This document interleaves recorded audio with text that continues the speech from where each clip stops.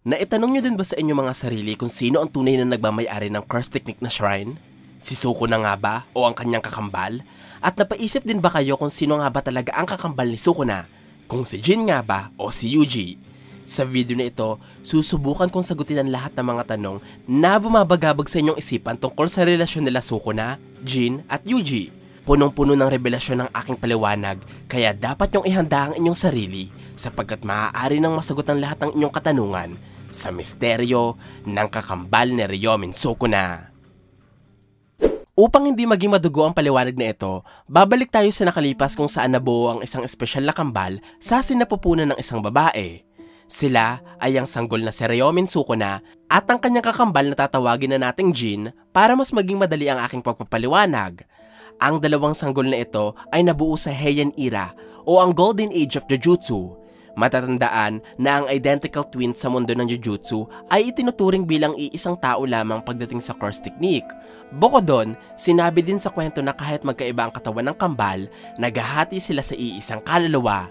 Dahil dito, ang isa sa mga kambal na nabuo sa sinapupunan ng babae ay nagtatagli ng pambihirang kapangyarihan, samantalang ang isa naman ay mabubuhay lamang bilang pangkaraniwan. Sinabi ng kwento na ang isang sorcerer ay ipinapanganak na mayroong sariling innate technique. Nagresulta para ang isa sa mga sanggol na nasa sinapupunan ay nagtataglay ng curse technique na may pangalang shrine. Ang sanggol na ito ay walang iba kundi si Jin. Naniniwala ako na ang mas malakas na sanggol ay si Jin, samantalang ang mas mahina ay si Sukuna. Ito ang nagpapaliwanag kung bakit si Sukuna ang malapit na mamatay sa gutom at napilitan sa pagkain sa kanyang kakambal para mabuhay. Ito din ang rason kung bakit mainit ang dugo ni Sukuna kay Yuji, ang taong nagpapaalala sa kanyang kakambal na mas malakas sa kanya. At ang pagtataglay din ni Jin ng shrine ang dahilan kung bakit tinanggihan ni Sukuna na ipanganak ng may kakambal.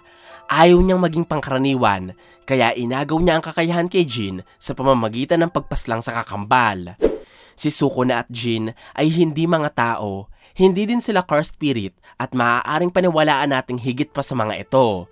Sapagkat, ayon kay Gege Akutami, si Sukuna ay isang natural disaster o isang sakuna, unos o dilubyo na natural na dumadating sa mundo kahit ano pang pagpipigil o pag-iwas ng tao. Sa madaling salita, maihahalin tulad natin sila Sukuna at Jin sa mga nilalang sa kwento na nabubuhay dahil itinakda ng kapalaran. Kabilang dito ang mga star plasma vessel na sila Riko Amanai at ang mga 6 Eyes users na sila Satoru Gojo. Pwede din nating isama ang mga disaster curses na sila Mahito, Hanami at Jogo. Ang mga nilalang na ito ay paulit-ulit na nabubuhay sa iba't ibang yugto ng panahon. At dahil nga si Jin ay isang natural disaster, nabuhay siya muli sa kasalukuyan bilang si Jin Itadori. Hindi pa ipinapaliwanag ng kwento kung si Jin ba ay isang sorcerer o isa na lamang normal na tao. Pero sa tingin ko, dahil nagawa ni Sukuna na manatiling buhay sa pamamagitan ng kanyang mga daliri, at dahil nagawa ng King of Curses na mapaslang ang kakambal at maagaw dito ang shrine, ipinanganak si Jin na walang curse technique pero nagtatagli ng malakas na kaluluwa. Kung si Jin ay umasa sa reincarnation, si Sukuna naman ay nakilala ang cursed user na nagngangalang Kenjaku at inalok nito ang King of Curses ng isang paraan upang muling mabuhay sa hinaharap. Sumang-ayon si Sukuna, pero kapalit nito ay pumasok siya sa isang binding vow kung saan hahati-hatiin ni Kenjaku ang kanyang kaluluwa para maging cursed objects na kilala natin sa tawag na Sukuna's Fingers. At sasali ang King of Curses sa larong magaganap sa hinaharap na tinatawag na Calling Game. Ang binding vow na nilikha ni Sukuna ay huwag niyong kakalimutan dahil may malaking papel ito sa buhay ng King of Curses. Maaaring nung nakilala na Kenjaku si Sukuna, nadiskubre niya na mayroong kakambalang King of Curses. At bilang isang cursed user na mayroong mahabang karanasan at eksperto pagdating sa kaluluwa ng tao, alam ni Kenjaku na mabubuhay muli ang kakambal ni Sukuna o si Jin sa kasalukuyan. Kailangan niya lamang itong hanapin para mapakinabangan ang malakas nitong kaluluwa sa kanyang mga plano. Interesado si Kenjaku sa kaluluwa ng kakambal ni Sukuna dahil sa tatlong dahilan. Una ay dahil sa gusto niyang lumikha ng isang perpektong vessel para sa King of Curses. Pangalawa ay dahil sa gusto niyang makita ang kapangyarihang nakapaloob sa kakambal ni Sukuna. At ang pangatlong rason kung bakit interesado si Kenjaku sa kaluluwa ni Jin ay sasabihin ko bago matapos ang video. Makalipas ang 1,000 taon ng paghahanap, nagawa ni Kenjaku na matagpuan si Jin Itadori at napatunayan niyang tinataglay nito ang kaluluwa ng kakambal ni Sukuna. Ang pagiging iisa ng kaluluwa ni Jin at ng kakambal ni Sukuna ay pinapakita ng pagkasabi ng King of Curses na si Yuji ay anak ni Kenjaku sa reincarnation ng kanyang kakambal. Sinusuportahan din ito ng sobrang interes ni Kenjaku kay Jin. Dumating sa punto na ginamit ng cursed user ang katawan ng babaeng minamahal ni Jin na si Kaori para lamang magpabuntis sa lalaki.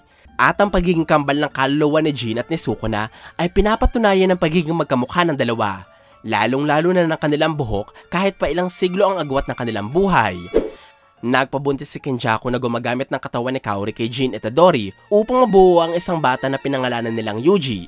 Kung ating matatandaan, si Kenjaku ay bihasa sa pagmamanipula ng isang nabubuong sanggol sa sinapupunan. Ito ang tumulong sa kanya para mailagay ang dugo ni Noritoshi Kamo sa mga custom death paintings.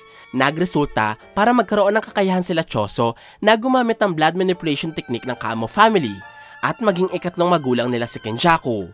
Ang pamamaraang ito ay inulit ni Kenjaku kay Yuji, pero imbes na dugo, ginamit niya ang isa sa 20 daliri ni Sukuna at inihalo ito sa nabubuong sanggol sa kanyang sinapupunan. Sa madaling salita, si Yuji ay isang buhay na daliri ni Sukuna, katulad ng sinasabi ko sa inyo sa mga nakaraan kong teorya. Ito ang dahilan kung bakit hindi mahanap-hanap nila Uraume ang ika-20 daliri ng King of Curses. Ito din ang rason kung bakit sinabi nila Shoko na si Yuji ay may ihahalin tulad sa isang cursed object na may pangalang Sukuna. At ito din ang nagpapaliwanag kung bakit naniniwala ang King of Curses na isinil ni Kenjaku ang isa sa kanyang mga daliri sa loob ng katawan ni Yuji. Pero, kung si Yuji ang huling daliri ni Sukuna, ano ang daliring kinain ni Rika na sinabi sa chapter 251? Ang detalyeng ito ay hindi kinumpirma ng kwento. Ipinaalala lamang ni Yuta kay Sukuna na kaya niya nakopya ang cleave ng King of Curses ay dahil sa huling daliri nito. Pero, hindi sinabi ni Yuta na kinain ni Rika ang daliri, kaya pwede nating ipagpalagay na naniniwala sila Yuta na may isa pang daliri na natitira sa katawan ni Yuji dahil taglay pa din ito ang cursed energy ni Sukuna kahit wala na ito sa katawan ng binata. At para makopya ang kakayahan ng King of Curses, ipinakain nila Yuta ang mga parte ng katawan ni Yuji kay Rika, bilang ang binata nga ang huling daliri ni Sukuna. Ang paglalagay ni Kenjaku ng daliri ni Sukuna sa katawan ni Yuji ay pinag-usapan nila Sukuna at Uraume sa chapter 257. At base sa paliwanag ni Sukuna, hindi siya sigurado kung bakit ginawa ni Kenjaku ang aksyon. Ang pinaniniwalaan niya lamang ay paraan ito ni Kenjaku upang maging malakas na vessel si Yuji. Pero, hindi ito ang pangunahing dahilan ni Kenjaku. Alam niyo ba kung ano? Inilagay ni Kenjaku ang daliri sa katawan ni Yuji para maging buhay na daliri ang ating bida at para maisil niya kay Yuji ang kaluluwa ni Jin Itadori, ang kakambal ni Sukuna. Naalala niyo ba ang sinabi ko kanina sa pahayag ni Sukuna na meron lamang silang iisang kaluluwa ng kanyang kakambal? At naalala nyo din ba ang paliwanag ko kanina na 1,000 taon sa nakaraan, gumawa ng binding vow si Kenjaku kasama si Sukuna para maging cursed object ito. Mahati siya sa 20 daliri at muling mabuhay sa kasalukuyan matapos ang matagal na panahon. Kapalit nito ang pagsalil ni Sukuna sa Culling Game na inumpisahan ni Kenjaku. Sa paglikha ng binding vow, isinusugal ng isang sorcerer ang kanyang mismong buhay at ang kanyang kaluluwa upang masunod ang kanilang napagkasunduan. At noong ipinangako ni Sukuna ang kanyang kaluluwa para maging mga daliri at cursed object, hindi niya sinasadyang maipasok din sa kasunduan ng kanyang kakambal, bilang isa lamang sila ng kaluluwa. Sa madaling salita, hinahanap ni Kenjaku ang kaluluwa ni Jin hindi lamang para makalikha ng isang vessel. Bagkus, gusto isil ni Kenjaku ang kaluluwa ni Jin sa isa pang daliri ni Sukuna, sunod sa kanilang binding vow. Ang daliring pinaglalagyan ni Kenjaku ng kaluluwa ni Jin ay walang iba kundi ang buhay na daliri ni Sukuna na may pangalang Yuji Itadori. Sa madaling salita, ang ating bida ang gumagamit sa kaluluwa ng kakambal ng King of Curses. Ito ang nagpapaliwanag kung bakit simula pa lamang pagkasilang, player na ng Culling Game si Yuji na sinabi sa chapter 158. Ito din ang rason kung bakit nagawa ng ating bida na mapasok ang alaala ng kanyang ama na makikita sa chapter 143. At ang paggamit din ni Yuji sa kaluluwa ni Jin ang punot dulo kung bakit nararamdaman ni Uraume na si Yuji ay parehas na parehas kay Sukuna. Pahayag na sinabi ng cursed user sa chapter 257. Pero kung ang kaluluwa ni Jin ay ginagamit ni Yuji, nangangahulugan ba ito ng kaluluwa ng ating bida at ang kaluluwa ni Jin ay magkikita sa katawan ni Yuji? Ang kasagutan sa tanong na ito ay mababasa sa research records about the soul ni Yuki Tsukumo na ibinigay kay Yuji. Ayon sa libro, ang dalawang kaluluwa ay hindi kailanman mapapagsama o maihahalo sa isa't isa. Maliban na lamang kung may kakayahan ng isang cursed user na katulad ng kay Mahito na nagagawang mapaghalo-halo ang kaluluwa ng iba't ibang tao para makalikha ng isang bagong nilalang. Sa tingin ko, bilang si Kenjaku ang walang yang nagpaumpisa ng merging na naglalayong pagsamahin ng kaluluwa ng maraming tao sa Japan at ni Tengen, meron din siyang kaalaman kung paano pagsasamahin ng kaluluwa ni Yuji at ng kakambal ni Sukuna para tuluyan na maglaho ang katauhan ni Jin at mabuhay si Yuji bilang isang bagong individual. Ang eksperimentasyon ni Kenjaku na nagawang mapag-isa ang kaluluwa ni Yuji at ni Jin ang maaaring dahilan kaya nagkaroon si Yuji ng malakas na kaluluwang hindi kayang basta-basta pabagsakin ni Sukuna. Ito ang maaaring rason kaya nagtataglay ang ating bida ng isang kakaibang kaluluwa na kayang kopyahin ang kakayahan ng mga sorcerers na pinaglilipatan niya ng kaluluwa. At maaaring ito ang dahilan kung bakit kaya ni Yuji na maramdaman, mahawakan at mapinsala ang mismong kaluluwa ng kanyang mga kalaban. Lahat ng ito ay resulta ng pagkakaroon niya ng isang malakas na kaluluwang na buo sa pamamagitan ng kaluluwa ng kakambal ni Sukuna. Sa madaling salita, ang eksperimentasyon ni Kenjaku ang naging dahilan para ang ating bida ay hindi lamang maging vessel, maging pamangkin o maging kalahi ni Sukuna. Si Yuji na mismo ang kakambal ng King of Curses. Hindi ba kayo nagtataka kung bakit sinabi ni Sukuna na si Yuji ay ang batang nakaharap niya noon? Sinabi niya ito sapagkat naaalala niya na ang ating bida ay kaparehong-kapareho ng kanyang malakas na kakambal na pinaslang niya sa loob ng sinapupunan. Hindi din ba kayo nagtataka kung bakit kahit si Sukuna ang kinikilalang pinakamakapangyarihang sorcerer, hindi niya makontrol ang katawan ni Yuji? Naging mahirap ito para sa King of Curses sapagkat ang kaagaw niya sa katawan ay ang kaluluwa ng kanyang kakambal na noon pa man ay mas malakas sa kanya. Hindi din ba kayo nagtataka kung bakit noong sinaksak ni Maki si Sukuna sa puso gamit ang isang sandata na kayang hatiin ng kaluluwa, maging si Yuji ay nagkaroon ng pinsalang hindi niya alam kung saan nagmula? Ang rason nito ay dahil naghahati sila ng kaluluwa ni Sukuna, kaya naghahati din sila sa pinsala ng kanilang mismong kaluluwa. At hindi din ba kayo nagtataka kung bakit noong nag-awaken si Yuji, hindi siya nagkaroon ng ibang kakayahan na likas sa kanyang pagkatao o pagkakakilanlan? Bagkus, nagamit niya ang shrine na una nating nakita kay Sukuna. Ang dahilan nito ay sapagkat ang shrine ay pagmamayari talaga ng kaluluwa ng kakambal ni Sukuna na walang iba kundi si Yuji. Ang shrine ang isa sa pinakamakapangyarihang kakayahan sa kwento. Maihalin tulad dito sa mga anomalies sa mundo ng Jujutsu Kaisen. Kahilera ang mga heavenly restrictions, curse spirit manipulation, at limitless. Katulad ng curse technique ni Gojo na mayroong 3 pangunahing abilidad kagaya ng blue, red, at infinity, ang shrine ay pinapaniwalaan kung mayroon din 3 pangunahing abilidad. Una dito ay ang mga cutting techniques na kayang paghiwa-hiwain o paghati-hatiin ng kahit na sinong nilalang. Ang pangalawang abilidad ay ang kapangyarihan nito na nagpapahintulot sa gumagamit na kuhain ng curse technique ng mga sorcerers o curse spirits na kinakain niya.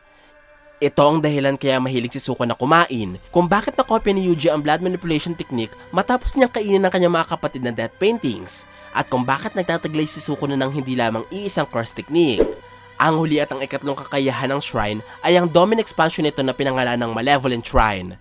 Batid kung alam nyo may kakayahan ng Malevolent Shrine na paulanan ng cleave at dismantle ang kahit na sinong nasa loob nito. Ngunit, paano kung sabihin ko sa inyo na naniniwala ko na ang tunay na kakayahang nakapaloob sa domain expansion ni Sukuna ay ang kapangyarihang magsilid o magtago ng mga curse techniques na nagmula sa mga sorcerers na kinakain niya. Kung inyong matatandaan, sinabi noon ni Yuki Chikumo na ang isang sorcerer ay mahihirapang magkaroon ng ika-4 na curse technique dahil maaaring magresulta ito sa pagka-overload ng kanilang utak. Ito ang nagpapaliwanag kung bakit ginagamit ni Yuta si Rika bilang storage na pwedeng pagtaguan ng mga curse techniques, kakayahang nagbigay kay Rika ng alias bilang Queen of Curses. Sa madaling salita, nakakasigurado ako na si Ryomin Sukuna ay sinamba ng marami at tinawag na King of Curses dahil hindi lamang siya nagtatagli ng iisa o 2 curse techniques. Meron siyang higit sa 100 o ilang libong curse techniques na itinatago sa Malevolent Shrine. Bilang nagsisilbi itong storage room ng kanyang kapangyarihan, maaaring ito ang dahilan kung bakit ang Malevolent Shrine ay mayroong dambana sa gitna na posibleng pinaglalagyan ng mga curse techniques ni Sukuna. Maaaring ito din ang dahilan kung bakit mula sa cleave at dismantle, napalitan ni Sukuna ang sure hit effect ng kanyang domain expansion para maging apoy. Katulad ito ng pagpili ni Yuta mula sa mga nakopya niyang curse techniques upang gamitin ito bilang sure hit effect para sa authentic mutual love. At maaaring ang pagiging sisidlan ng Malevolent Shrine ang dahilan kung bakit noong ginamit ni Sukuna ang kanyang fire technique, nagbigkas siya ng chance na mayroong pangalan na gumagamit ng salitang fuga o open, na para bang may kung anong bagay na binubuksan ng King of Curses para makagamit ng ibang kakayahan. Maaaring ang katagang binabanggit muna ni Sukuna ay ang pangalan ng curse technique na nais niyang gamitin, at sa pagbigkas ng open, mabubuksan saglit ng King of Curses ang kanyang Domin Expansion. Makukuha dito ang abilidad na kanyang napili at magagamit ang curse technique na nakatago sa Malevolent Shrine. Ayon sa kwento, ang Domin Expansion ng isang sorcerer ay ang pinalawak nilang innate domain o ang espasyong sumasalamin sa kaisipan at kaluluwa ng isang sorcerer. Sa madaling salita, ang Domin Expansion ay tinataglay na talaga ng isang individual kasabay ng pagkabuhay ng kanilang kaluluwa sa mundo. Dito, dadating ang malaking problema ni Sukuna, sapagkat ang shrine at ang Malevolent Shrine ay hindi talaga sa kanya. Bagkus, pagmamayari ito ng kanyang kakambal simula noong sila nabuo at nagkaroon ng kaluluwa. Kaya, ang tunay na may karapatang gumamit sa Malevolent Shrine ay walang iba kundi si Yuji. Nasasabi ko kung makita ang reaksyon ni Sukuna kapag ginamit niya ang kompletong anyo ng kanyang Domin Expansion para tapusin si Yuji. Pero imbes na mangyari ito, kinilala ng Malevolent Shrine ng ating bida bilang ang tunay na nagmamayari sa kakayahan. Kaya, hindi nito susundin ang utos ni Sukuna. Nasasabi ko kung masaksihan ang pagkagulat ni Sukuna kapag gumamit si Yuji ng Domin Expansion, pero imbes na bagong kakayahan ng kanyang makita, bubungad sa kanya ang mas kalmado at mas panatig na parte ng Malevolent Shrine kung saan makikita ang kaluluwa ni Yuji. At hindi na ako makapaghintay na makita ang panlulumo ni Sukuna kapag kanyang nalaman na ang lahat ng kakayahan, abilidad at curse techniques na inipon niya sa Malevolent Shrine sa loob ng maraming taon ay hindi na niya magagamit, sapagkat ang tanging tao na pwedeng makinabang nito ay ang tunay na nagmamayari ng Malevolent Shrine, na walang iba kundi ang tunay na King of Curses na si Yuji.